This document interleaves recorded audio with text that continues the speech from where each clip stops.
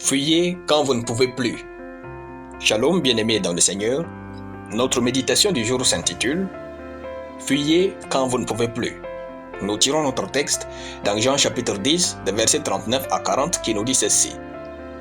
Là-dessus, ils cherchèrent encore à le saisir, mais il s'échappa de leurs mains. Jésus s'en alla de nouveau au-delà du Jourdain, dans le lieu où Jean avait d'abord baptisé, et il y demeura. Gloire à Dieu. Fuyez quand vous ne pouvez plus expliquer dans le calme votre valeur. Fuyez quand vous ne pouvez plus parler sans perdre une partie de vous. Fuyez quand vous ne pouvez plus être en paix intérieure avec votre entourage. Fuyez quand vous ne pouvez plus être vous-même avec les autres. Fuyez quand vous n'avez plus droit au bonheur. Fuyez quand vous ne pouvez plus être traité à votre juste valeur. Fuir n'est pas toujours synonyme de faiblesse. Dans notre verset, Jésus a fui.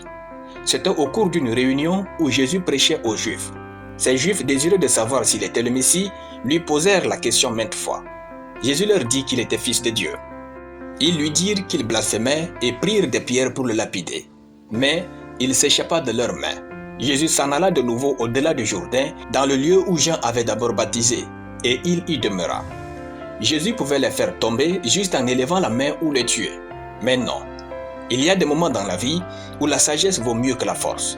Et fuir au bon moment, c'est de la sagesse. Ne cherchez pas à argumenter avec vos camarades ou vos collègues pour leur montrer votre valeur ou votre importance.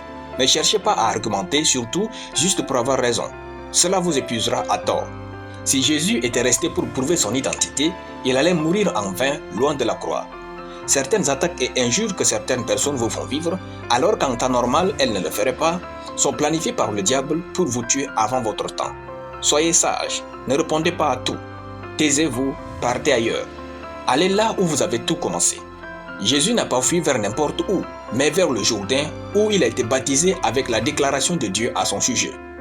Quand votre identité est remise en cause, repartez d'une manière ou d'une autre là où Dieu vous a dit qui vous êtes. Vous trouverez de la force et de l'inspiration pour continuer à vivre pour réussir. Quand votre destinée est menacée, rassurez-vous d'être là où Dieu a sa provision pour vous.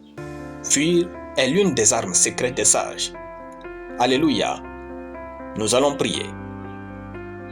Père rempli de sagesse et de puissance, je te rends grâce pour ta parole. Je déclare que j'ai la sagesse et de la prudence en moi au nom de Jésus. Amen. La lecture biblique en une année, Psaume chapitre 11 à Psaume chapitre 15. Soyez bénis, c'était le pain du ciel.